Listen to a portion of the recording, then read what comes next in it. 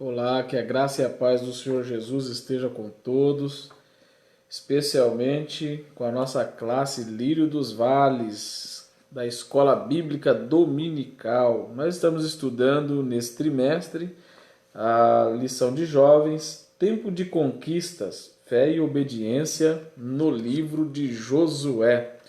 Para tanto, hoje nós vamos meditar na lição de número 7, do dia 17 de 5 de 2020, derrotando o primeiro inimigo. O texto do dia diz: mas em todas estas coisas somos mais que vencedores por aquele que nos amou.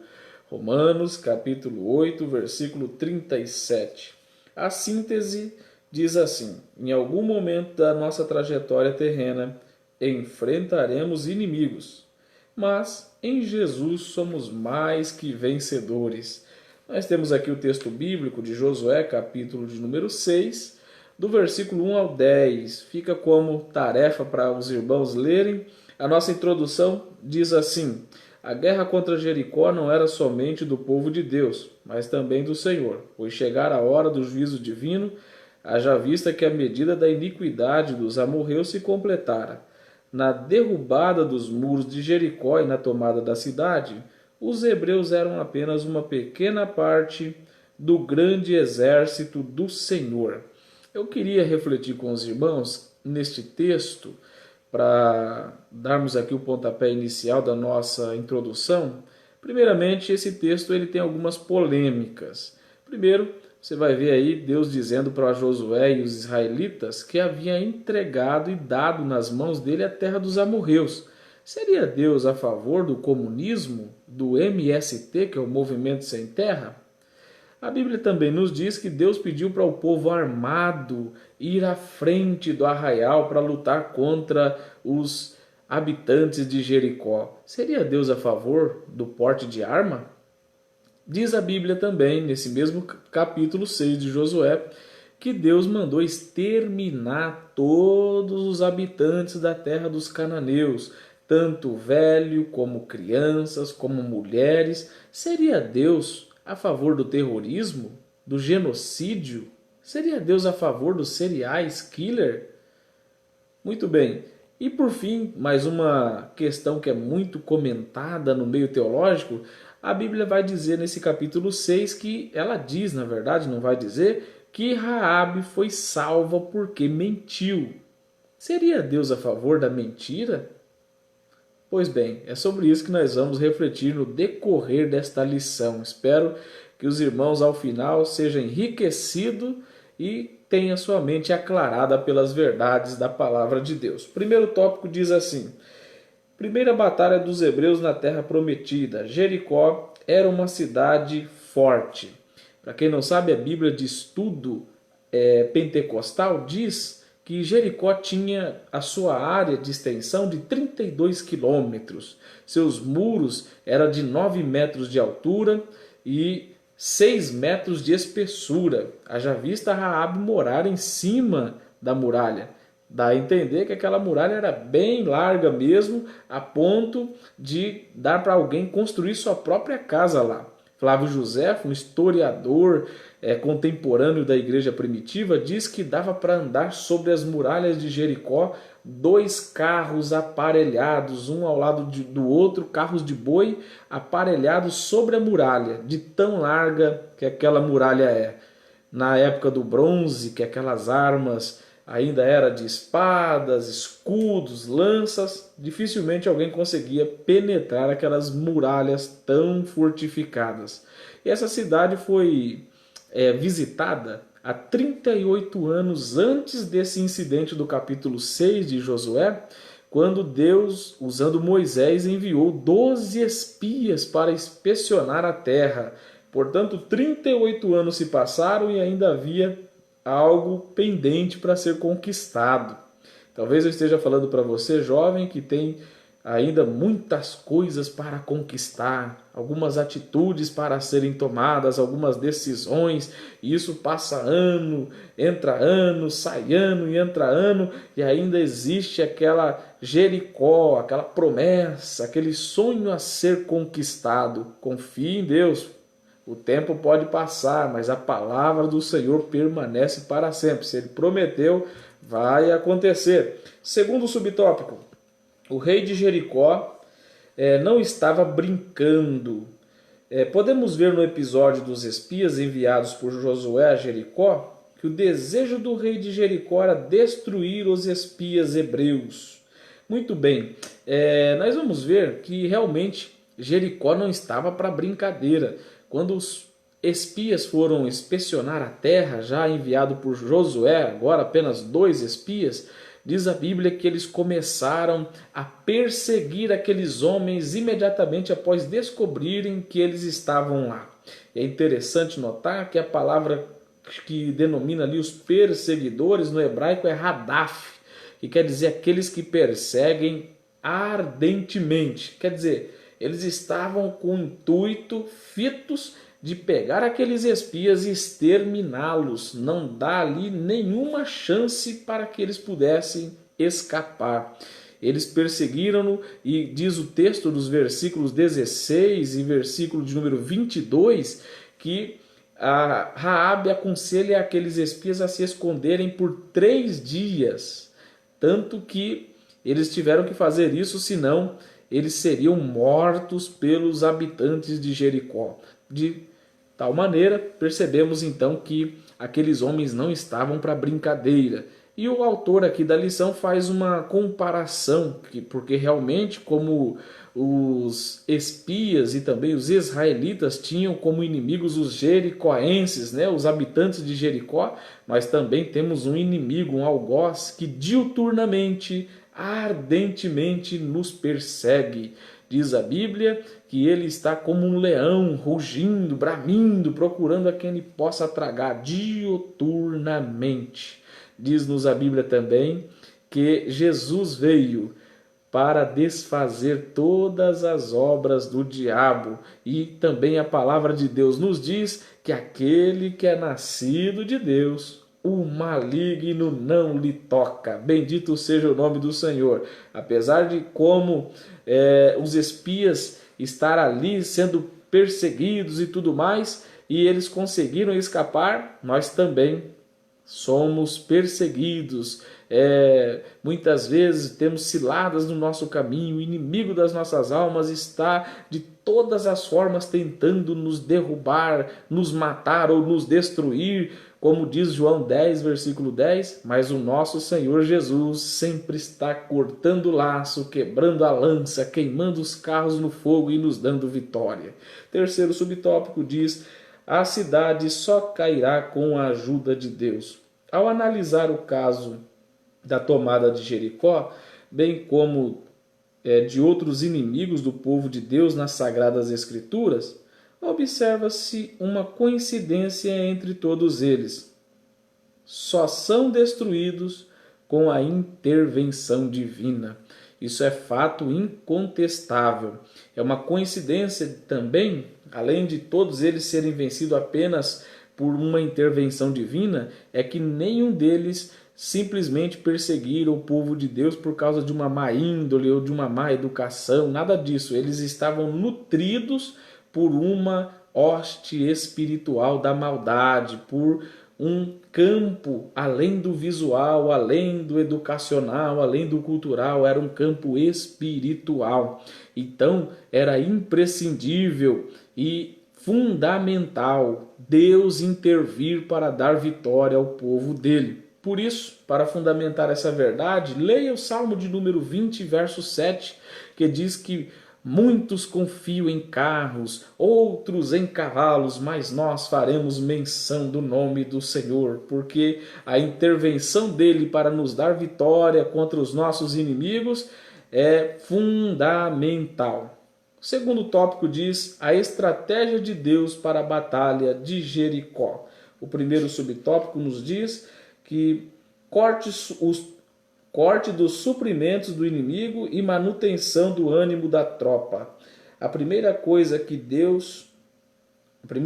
Israel fez foi enfraquecer Jericó, pois nada ou ninguém podia entrar ou sair de lá. Josué capítulo 6, versículo 1. Assim, os suprimentos de Jericó escassearam. para derrotar o mal, esse sempre é o primeiro passo: cortar a fonte que o fortalece. Muito bem, meu querido irmão, minha querida irmã. Eles fizeram então um sítio, cercaram a cidade de Jericó, com o intuito de enfraquecê-los na escassez de alimentos. Quando o alimento falta, o povo se rende. E se o povo deseja, sem ter alimento, ainda lutar, eles estão desnutridos, fracos, desprovidos das proteínas que podem lhes dar força para lutar e militar a batalha. Então esse foi o primeiro passo para vencer os inimigos. É mistério que nós também cessemos, sabe? Fechemos as portas que alimentam o espaço ou dá força para o inimigo nos atacar. Assim a gente consegue inibir e enfraquecer as investidas do inimigo. Afinal, tudo que é alimentado cresce, tudo que é alimentado fortalece. Sem alimento, sem espaço para o inimigo atuar. Segundo subtópico, homens armados à frente dos sacerdotes. É interessante que a estratégia que Josué utilizou foi simples. Primeiro ele colocou os homens armados para saírem marchando à frente. Após, seguiriam 7 sacerdotes com buzinas feitas de chifre de carneiro. E logo em seguida a Arca da Aliança, conduzida não pelos coatitas, que era a regra, mas por sacerdotes. Por fim, a retaguarda. Eles rodearam a cidade por 6 dias, uma vez por dia. No 7º dia, porém, contornaram-na 7 vezes. É interessante que eles dizem aqui na lição que os homens armados deveriam ir à frente, mas o versículo de número 3 diz que eram homens valentes ou homens de guerra, dependendo da tradução. E eu acho interessante a citação de Martin Luther King, um grande idealizador, um grande pensador, que lutou muito pela causa da raça negra nos Estados Unidos da América. Ele disse assim: Deus usa fracos, Deus usa incapazes, Deus usa os imperfeitos, Deus usa os limitados, mas nunca usa um covarde. Ele sempre usa alguém que tem coragem. A coragem, meus queridos, é o pressuposto fundamental para Deus usar seus servos. Acredito que Gideão disse isso, Gideão pensando nisso, disse: olha, aqueles que forem covardes e medrosos, voltem, porque para lutar as lutas de Deus precisamos ter coragem. Eu me lembro de um pastor que ele convidou um pregador itinerante para um congresso e antes do pregador pregar, ele levou ele até a sua sala de atendimento ali, o seu gabinete pastoral, e disse: olha, aqui você não pode pregar sobre adultério, porque a família mais popular da igreja está passando por uma fase dessas. Aqui você não pode pregar sobre pecado, porque o maior dizimista da igreja está cometendo um grande pecado. Aqui você não pode pregar sobre isso, sobre aquilo outro. Então o pregador disse para aquele pastor: sobre o que então, pastor, eu devo pregar? E o pastor lhe respondeu: pregue sobre judeu, aqui não tem nenhum. Parece até uma brincadeira, mas esse pastor se acovardou no seu ministério. Ele já não falava mais as verdades eternas com medo de retaliação. Agora, quando Deus chama alguém e lhe capacita, independente de agradar a gregos ou a troianos, o seu coração está no Deus vivo que o chamou, para que ele possa se agradar dele, ainda que alguns não se agradem daquilo que ele possa dizer. Mas é interessante que o texto diz que os valentes armados deveriam ir à frente. E aqui vem uma das polêmicas, né? Deus é a favor do porte de arma? Bom, na verdade, sempre na Bíblia nós vamos ver esse texto, alguns textos fazendo menção ao uso da arma. Para você ter uma noção, Neemias, quando ele estava reformando os muros de Jerusalém, ele disse assim para os seus auxiliadores, seus cooperadores: com uma mão vocês segurem as espadas e com a outra trabalhem. Quer dizer, fiquem armados, os inimigos estão querendo invadir Jerusalém e fazer com que o nosso plano seja frustrado. Davi, ao vencer Golias, ele usou o quê? uma espada, que era a arma daqueles dias. Pedro andava armado, cortou a orelha de Malco, e Jesus nunca mandou Pedro jogar a sua espada fora. Gideão, ao lutar contra os midianitas, aquele povo que o seguia, disse os 300, espada do Senhor, espada de Gideão, espada do Senhor, espada de Gideão. O interessante, meus amados irmãos, é que o uso da arma seria assim para nós um choque nas mãos de quem quer cometer o mal, mas de quem tem sanidade, seu juízo em pleno vigor, em plena saúde física, saúde mental e saúde psicológica. Essas pessoas não têm nenhuma dificuldade em portar uma arma. O problema é estar nas mãos daqueles que querem fazer o mal, daqueles que não temem a Deus. Mas nós vamos observar ainda que no próprio texto a Bíblia diz que além deles irem à frente, além deles estarem armados, os sacerdotes, 7 sacerdotes deveriam estar com uma trombeta, uma buzina feita de chifre de carneiro. Naquela época havia 2 tipos de buzinas, a de prata chamada jobel. Esta buzina ela era tocada nas solenidades festivas, nas cerimônias religiosas, enfim, na recepção de uma grande personalidade. Mas a outra buzina, que é desta que a Bíblia fala, era uma buzina feita de chifre de carneiro, chamada chofar, e normalmente ela era tocada quando o povo vencia uma guerra. Pois é, Deus está mandando o povo rodear a cidade ainda antes de conquistá-la e já ir tocando o hino da vitória, antecipadamente. Por que isso? Porque Romanos 8,37 diz que nós somos mais do que vencedores. Ser mais que vencedor é crer que já venceu antes mesmo de lutar. No capítulo 6, versículo 2 de Apocalipse, a Bíblia diz que o nosso Senhor saiu para a batalha vitorioso, para vencer.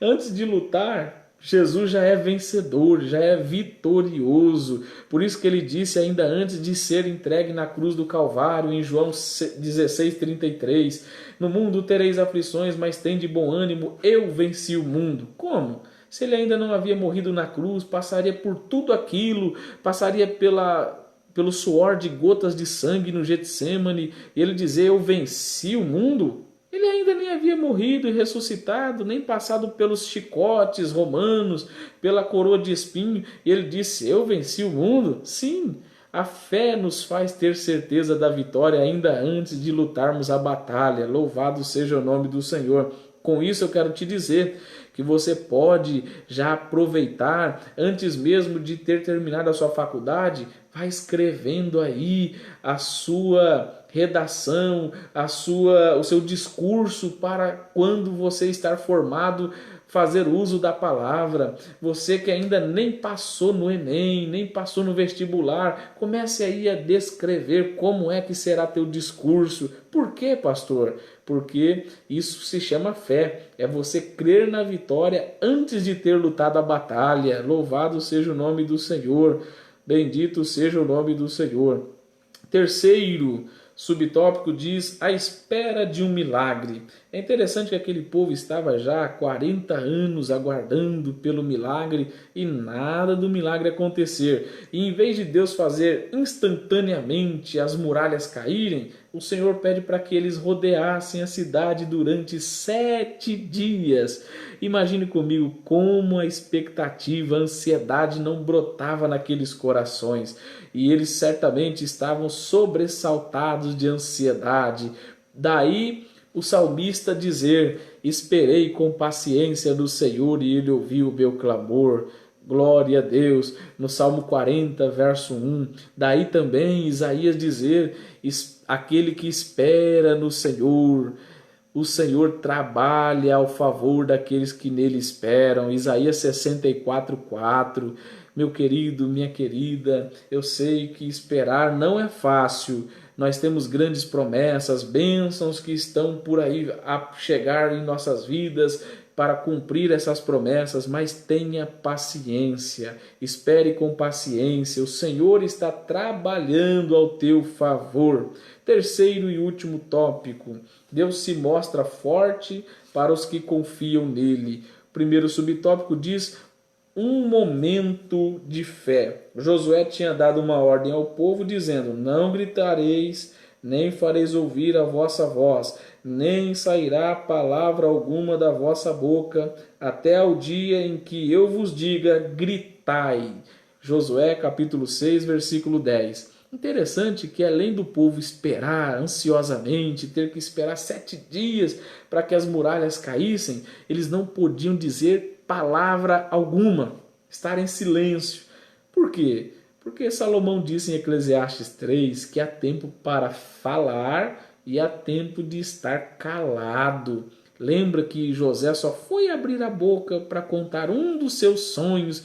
Logo ele foi vendido, logo ele foi jogado numa cova e depois vendido para o Egito. Tem coisas que se você abrir a boca vai causar muita inveja. Fique quieto antes de concluir um projeto, de um sonho, de um plano, um ideal. Espere tudo estar confirmado para depois você abrir a boca. Eu me lembro de uma história lá do Belém, numa escola bíblica de obreiro, que o pastor falou o seguinte: um irmão muito pobre estava numa aflição terrível, terribilíssima, e ele foi orar ao Senhor em cima de uma ponte. E ele disse: olha, Senhor, se as portas não se abrirem, se o Senhor não me der um sinal, eu vou pular daqui, eu não aguento mais, estou devendo muito, não tenho como pagar, estou vivendo uma situação terribilíssima.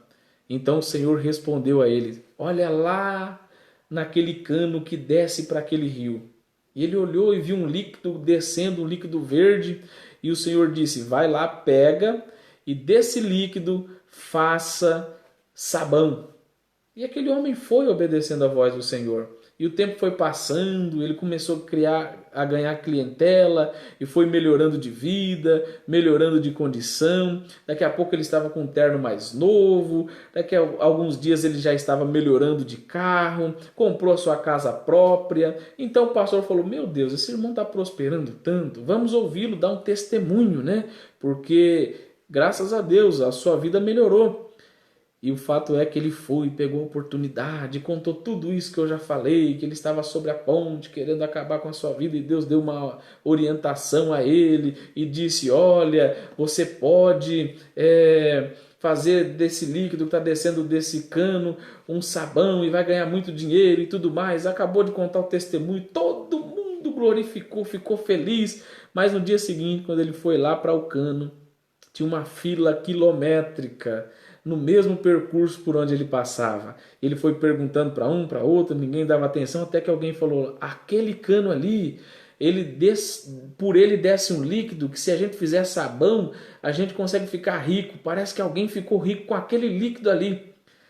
E quando o dono da empresa descobriu, ele foi lá, fechou a torneira e falou: agora eu também vou lucrar com esse líquido que eu descartava no rio. Pois bem, parece que é até cômico, né? Mas não é. Deus quer que muitas vezes, quando Ele nos dá os seus planos, nós fiquemos em silêncio, não falemos nada para ninguém, senão a torneira fecha. Muito bem. Segundo subtópico, caem os muros depois de terem rodeado a cidade 7 vezes. Os sacerdotes tocaram as buzinas longamente e depois da ordem de Josué o povo gritou. Como resultado, os muros caíram abaixo e o povo subiu a cidade, cada qual em frente de si, e tomaram a cidade. Notem vocês que aqui o fato é interessante, que os muros eles vieram ao chão e cada qual subiram diante de si. Ou seja, todo aquele povo tinha uma coisa para fazer. Nós estamos com a nossa Igreja Evangélica Assembleia de Deus no Brasil com 22 milhões e meio de membros. Parece que é uma sumidade, parece que é a maior potência pentecostal na nação, quiçá do mundo. Porém, o Brasil tem 210 milhões de habitantes. Estamos longe, longe, longe de termos alcançado a nossa nação para o Senhor. Mas se cada um fizer a sua parte e por um ano ganhar uma alma, durante 3 anos e meio, nessa estatística, nós já haveríamos ganhado o Brasil para Cristo. O que acontece é que tem muita Marta dizendo: Senhor, pede para Maria me ajudar. Maria só está de braço cruzado, só recebe, só adora. Daqui a pouco ela volta para os pés e não faz nada em prol do teu reino. Muito bom é estar aos pés do Senhor, aprender, ser edificado, mas precisamos também arregaçar as mangas, falar de Jesus e ganharmos almas para o seu reino. Vamos lá para o terceiro e último subtópico. Jericó é destruída, mas Raabe é salva. A ordem que Deus deu, que Deus estabeleceu, foi a total destruição de Jericó. E os homens cumpriram fielmente. Aquela cidade cheia de pecados e devassidão deveria ser riscada do mapa, como foram Sodoma e Gomorra, juntamente com sua cultura demoníaca e mundana. Notem vocês que Deus mandou aquele povo destruir, o seu povo destruir todo o povo de Jericó, contando mulheres, crianças, velhos, jovens, enfim, todo o povo, inclusive os animais. Seria Deus a favor do genocídio? Seria Deus tão impiedoso de não dar uma segunda chance para esse povo? Notem vocês que no capítulo 15 de Gênesis, Deus disse para Abraão: olha, esse povo tem 400 anos que eu vou estar dando a minha longanimidade para eles, para que o cálice da minha ira se complete. Isto é, Deus estava dizendo: eu vou dar 400 anos de oportunidades para eles se arrependerem, mas eles não se arrependeram. Levítico 18 diz as piores atrocidades morais que eles cometiam, culminando até mesmo na morte dos seus filhos em sacrifício. Eles matavam crianças. E Deus, com a sua longanimidade, foi se estendendo por 400 anos. Os filhos de Israel demoraram 430 anos para sair do Egito, portanto, mais 30 anos de longanimidade. Os filhos de Israel, depois de sair do Egito, demoraram mais 40 anos para chegarem na terra da promessa. Portanto, 470 anos de longanimidade. E esse povo não se arrependeu. Aquela mulher meretriz chamada Raabe se converte lá dentro, fecha suas portas com toda a sua família, crendo em Deus, mas o povo não deu ouvido ao evangelho. E o fato é que 7 dias, cada dia que passava era um grito, era um arauto de Deus gritando no ouvido e na consciência dos jericoenses: se arrependam.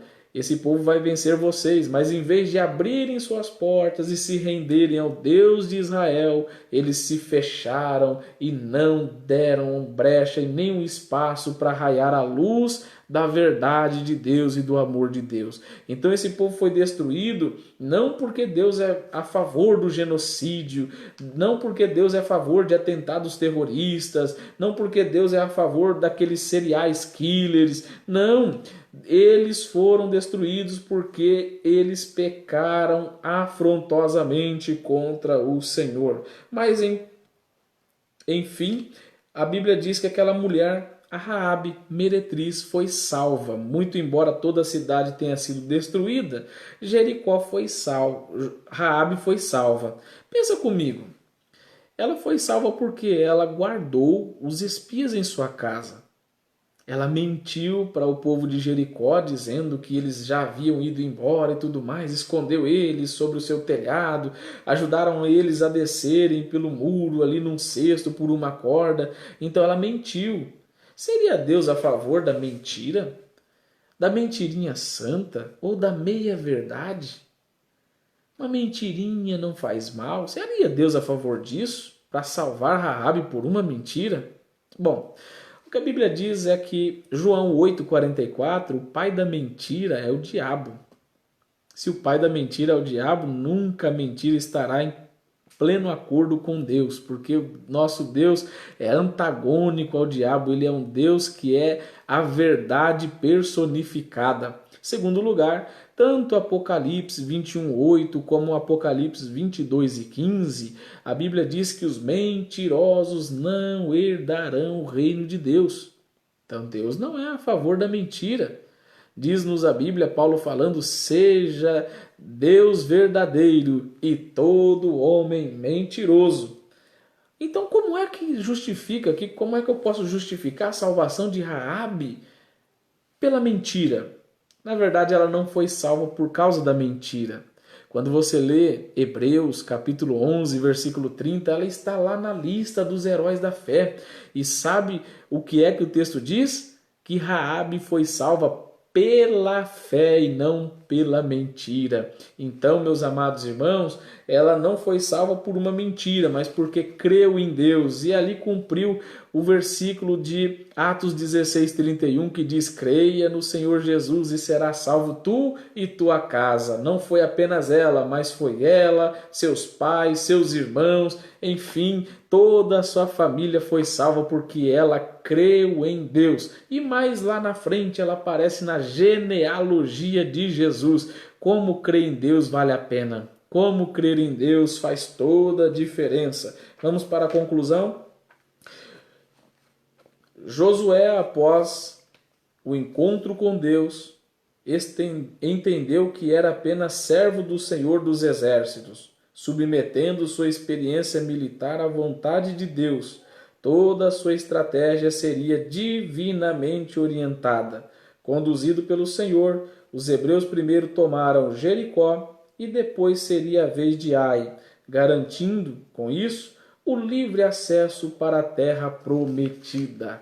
Olha como é lindo, depois que Josué teve um encontro genuíno com Deus, ele recebeu do Senhor a orientação e a estratégia para conquistar Jericó. Que Deus possa ter um encontro marcante, uma experiência muito edificante contigo, não um encontro que os teus pais contam como era, não uma experiência que você ouve dos seus avós, ou talvez do pastor, dos obreiros, não, uma experiência tua com ele, marcante, que nunca mais sairá da sua memória. E entenda que depois dessa experiência, deste encontro, Josué se prostra aos pés do Senhor reconhecendo que ele é apenas servo, que já não tem mais vontade própria, que Deus tem vontade suprema e soberana sobre a sua. E terceiro e último lugar, Josué entregou toda a sua habilidade à disposição do reino. Qual é a tua habilidade? Qual é as virtudes que fazem de você ser uma pessoa destacada, que faz com que você preste trabalhos relevantes em prol à sociedade, à família ou à igreja? Que esta habilidade esteja a serviço do Senhor. Entregue todos os teus conhecimentos, as tuas habilidades nas mãos do Senhor e tu serás uma ferramenta de vitória e promoção do seu reino. Quero orar contigo neste momento para concluirmos esta matéria. Senhor amado, eu louvo ao teu nome, porque assim como os filhos de Israel tiveram um grande inimigo, com portas fechadas, cerradas, mas o Senhor deu uma estratégia para que eles pudessem sair vitoriosos, sem mesmo usar espada, lança ou escudo, eu quero crer que o Senhor também nos dará estratégia, que o Senhor usará este jovem, esta jovem, este irmão, esta irmã, para fazer toda a diferença, que as promessas se cumprirão apesar de as portas estarem fechadas, das muralhas serem altas ou impenetráveis. O Senhor é maior do que elas, o Senhor é mais poderoso do que elas e nos dará vitória. Senhor, eu oro pedindo a tua bênção para que o Senhor renove as esperanças, as forças e mostre que o Senhor ainda trabalha por aquele que em ti espera. Abençoe, portanto, a cada um e a todos, em nome de Jesus. Amém e graças a Deus. Meus queridos, esta foi a lição de número 7. Até a próxima, se Deus assim nos permitir. Amém.